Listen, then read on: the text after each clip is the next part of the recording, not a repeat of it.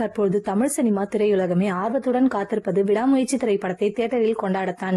இந்த திரைப்படம் கிட்டத்தட்ட 2 வருடங்களாக உருவாகி வருகிறது. பல தடைகளை கடந்து இந்த திரைப்படத்தின் ஷூட்டிங் பணிகள் அனைத்தையும் முடித்து தற்பொழுது ரிலீஸுக்கு தயாராகிவிட்டனர். இதனால் தொடர்ந்து பல பேட்டிகள் கொடுத்து வருகிறார் இயக்குனர் மகிழ் திருமேனி. இந்த படத்தின் கதை தன்னுடையதில்லை என்றும் கூறியிருக்கிறார். அஜித் சொன்ன கதையை திரைக்கதையை அமைத்து படம் இயக்கி இருப்பதாகவும் கூறியிருக்கிறார். இந்த படம் ஒரு சாதாரண மனிதன் எப்படி ஹீரோவாக மாறுகிறான் என்பது இந்த படத்தின் தனித்துவம் எனவும் வெளிப்படையாக கூறியிருக்கிறார். அஜித் சொன்ன ஸ்கிரிப்டை வைத்து சிறப்பான திரைப்படத்தை உருவாக்க வேண்டும் என்று கடினமாக உழைத்து இந்த திரைப்படத்தை எடுத்திருக்கிறோம் என பேசியுள்ளார். இந்த நிலையில் இந்த திரைப்படத்தை சில முக்கிய பிரபலங்களுக்கு லைகா நிறுவனம் திரையிட்டுள்ளனர். அதில் முக்கியமாக சூப்பர் ஸ்டார் ரஜினிகாந்திற்கும் ஸ்பெஷல் ஷோ ஏற்பாடு செய்யப்பட்டு இருக்கிறது. லைகா நிறுவனத்தில் தொடர்ந்து படங்கள் நடித்துள்ளார் சூப்பர் ஸ்டார் ரஜினிகாந்த். மீண்டும் லைகா நிறுவனத்துடன் ஒரு படம் இணைய இருப்பதாகவும் சில தகவல்கள் வெளிவருகின்றன. தற்பொழுது விடாமுயற்சி திரைப்படத்தை பார்த்து மிகவும் புகழ்ந்து பேசியிருக்கிறார். மேலும் ஆக்ஷன் காட்சிகளில் அஜித் டூ போடாமல் நடித்து அசர வைத்திருக்கிறார். அஜித்தின் கடினமான உழைப்பு படத்தில் தெளிவாக தெரிகிறது எனவும் பேசியுள்ளார். சமீபத்தில் துபாய் நாட்டில் நடைபெற்ற கார் பந்தய போட்டியில் வெற்றி பெற்றதற்கும் பத்ம விருது வாங்கியதற்கும் அஜித்திற்கு தன்னுடைய வாழ்த்தை தெரிவித்திருந்தார் ரஜினிகாந்த். அதே போல தன்னுடைய நன்றியையும் ரஜினிகாந்துக்கு அஜித் கூறியிருந்தார்.